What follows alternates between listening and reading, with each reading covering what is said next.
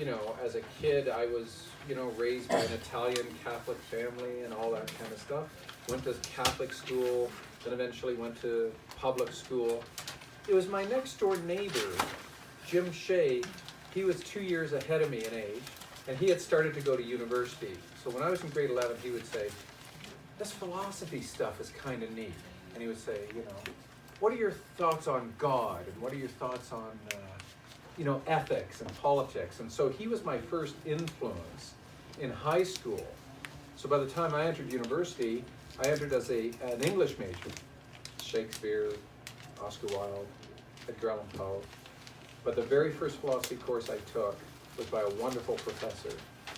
And he taught us about Socrates being put to death for trying to get people to think more reasonably. That's it. That's all he wanted to do, was to get people to think more reasonably. That's why my book before this is called How to Become a Really Good Pain in the Ass.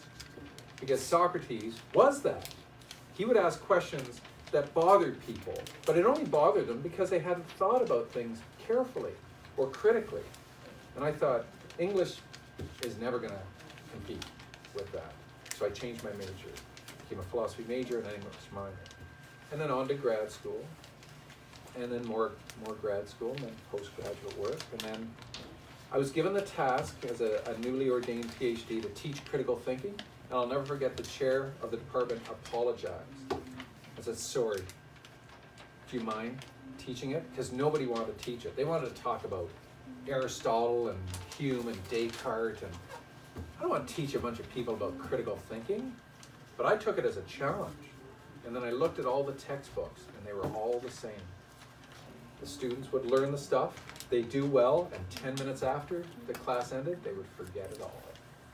So I wrote a book, which I thought, if you remember ABC, if you can remember that, then you'll remember how to use it. And so it'll become more of a part of your life. And so I took it as a challenge, and it just stuck with me for the rest of my life. So, yeah, that's the story of how I got to this point. Yeah.